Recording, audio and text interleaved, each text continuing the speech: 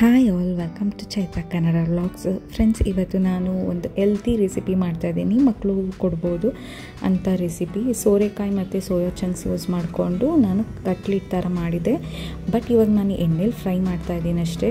First starting ಚಾರ್ವಿಗೆ ಕೊಡಬೇಕಾದ್ರೆ PAN fry ಏನಿರುತ್ತೆ ಒಂದು ತವಾ ಮೇಲೆ ಹಾಕ್ಬಿಟ್ಟು ಒಂದು ಸ್ವಲ್ಪ ಎಣ್ಣೆ ತುಪ್ಪ ಆ ಥರ ಹಾಕ್ಬಿಟ್ಟು ಬೇಯಿಸ್ಬಿಟ್ಟು ಮಾಡಿದ್ದೆ. ಇದು ಎಷ್ಟು ಈಸಿ ಅಂತ ಅಂದರೆ, ಸೋರೆಕಾಯಿ ಇರುತ್ತಲ್ಲ, ಆ ಸೋರೆಕಾಯ್ದು ಸಿಪ್ಪೆ ಎಲ್ಲ ತೆಗೆದುಬಿಟ್ಟು ನೀಟಾಗಿ ತುರ್ಕೊಂಡು ಸಣ್ಣಗೆ, ಅದಾದಮೇಲೆ ಕ್ಯಾರೆಟು ಅದು ತುರಿದ್ಬಿಟ್ಟು, ಈರುಳ್ಳಿ, ಕೊತ್ತಂಬರಿ ಸೊಪ್ಪು, ಸ್ವಲ್ಪ ಪುದೀನ, ಹಾಗೆ ಸೋಯಾ ಚಂಕ್ಸ್ನ ಒಂದು ಸ್ವಲ್ಪ ಹೊತ್ತು ಒಂದು 15 ಮಿನಿಟ್ಸ್ ಬಾಯ್ಲ್ ಮಾಡ್ಕೊಂಡಿದ್ದೆ. ಸ್ವಲ್ಪ ಅರಿಶಿನ ಉಪ್ಪು ಹಾಕ್ಬಿಟ್ಟು, ನಂಗೆ ಆ ಸ್ಮೆಲ್ ಇಷ್ಟ ಆಗಲ್ಲ ಅಂತ ಅಂದ್ಬಿಟ್ಟು ಅದಕ್ಕೆ ಅರಿಶಿನ ಉಪ್ಪು ಹಾಕಿರ್ತೀನಿ. ಅದು ಸ್ಮೆಲ್ ಅಷ್ಟೊಂದು ಹೊಡೆಯೋದಿಲ್ಲ. ಅದು ಬೆಂದಿ ಎಲ್ಲ ಆರಿದ್ಮೇಲೆ ನೀಟಾಗಿ ಪೇಸ್ಟ್ ಥರ ಮಾಡಿಕೊಂಡು ಅದನ್ನು ಆ್ಯಡ್ ಮಾಡಿಕೊಂಡು ಇದಕ್ಕೆಲ್ಲ ಫುಲ್ ಮಿಕ್ಸ್ ಮಾಡ್ಕೊತೀನಿ.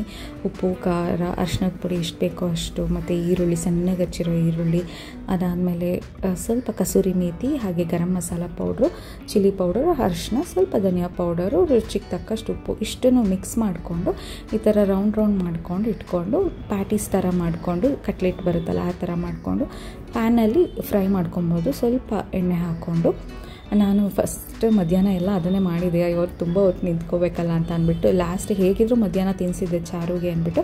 ಈಗ ನಮಗೆ ಏನಾದ್ರು ಸ್ವಲ್ಪ ಈ ಥರ ಉಂಡೆ ಮಾಡ್ಕೊಂಡು ಕೂತ್ಕೊಂಡ್ರೆ ಸ್ವಲ್ಪ ಇನ್ನೂ ಬೇಯೋದು ಲೇಟ್ ಆಗುತ್ತೆ. ಈ ಥರ ಒಡೆ ಥರ ತಡ್ಕೊಂಡ್ಬಿಟ್ರೆ ಈಸಿಯಾಗಿ ಸ್ವಲ್ಪ ಕ್ವಿಕ್ಕಾಗಿ ಆಗುತ್ತೆ ಅಂತ ಅಂದ್ಬಿಟ್ಟು ಈ ಥರ ಮಾಡಿಕೊಂಡು ಮಾಡ್ತಾಯಿದ್ದೀನಿ. ತುಂಬಾ ಚೆನ್ನಾಗಿರುತ್ತೆ. ಸೋಯಾ ಚಂಕ್ಸ್ ಆಲ್ರೆಡಿ ನಾವು ಬೇಯಿಸಿರೋದ್ರಿಂದ ತುಂಬ ಹೊತ್ತೇನು ಬೇಯಿಸ್ಬೇಕಾಗಿರೋದಿಲ್ಲ ಆ್ಯಕ್ಚುಲಿ. ಹಾಗೆ ಸೋರೆಕಾಯಿ ತುಂಬ ಬೇಗನೆ ಬೆಂದುಬಿಡುತ್ತೆ. ಇದಕ್ಕೆ ನೆಂಚ್ಕೊಳ್ಳೋಕ್ಕೆ ನಾನು ಗ್ರೀನ್ ಚಟ್ನಿನ ಕೂಡ ಮಾಡ್ಕೊಂಡಿದ್ದೆ. ಚಾರ್ವಿಕೆಗೆ ಅದೆಲ್ಲ ಕೊಡೋದಿಲ್ಲ, ನಮಗೆ ಮಾತ್ರ ಅಷ್ಟೇ ಸ್ವಲ್ಪ ಖಾರವಾಗಿ ತಿನ್ನೋದಕ್ಕೆ. ಏಕೆಂದರೆ ಇದರಲ್ಲೂ ಸ್ವಲ್ಪ ಖಾರ ಎಲ್ಲ ಮೀಡಿಯಮಾಗೆ ಹಾಕಿರ್ತೀನಿ, ಚಾರ್ವಿಗೆ ತಿಂತಾನೆ ಅಂತ ಅಂದ್ಬಿಟ್ಟು.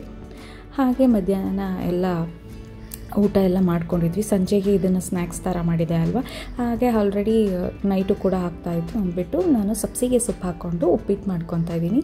ಸಬ್ಸಿಗೆ ಸೊಪ್ಪಿಂದ ಉಪ್ಪಿಟ್ಟು ಸಕ್ಕತ್ತಾಗಿರುತ್ತೆ. ಈರುಳ್ಳಿ, ಹಸಿಮೆಣ್ಸಿನ್ಕಾಯಿ, ಸೊಪ್ಪೆಲ್ಲ ಹಾಕ್ಕೊಂಡು ಹುರ್ಕೊತಾ ಇದ್ದೀನಿ. ಎಣ್ಣೆ ಸ್ವಲ್ಪ ಆ್ಯಡ್ ಮಾಡಿಕೊಂಡು ನೋಡಿ, ಫಸ್ಟೇ ಬನ್ಸಿ ರವೆನ ನಾನು ಸ್ವಲ್ಪ ತುಪ್ಪ ಮತ್ತು ಎಣ್ಣೆ ಹಾಕ್ಕೊಂಡು ಹುರಿದಿಟ್ಕೊಂಡಿರ್ತೀನಿ. ಚೆನ್ನಾಗಾಗುತ್ತೆ ಅಂತ ಅನ್ಬೋದು.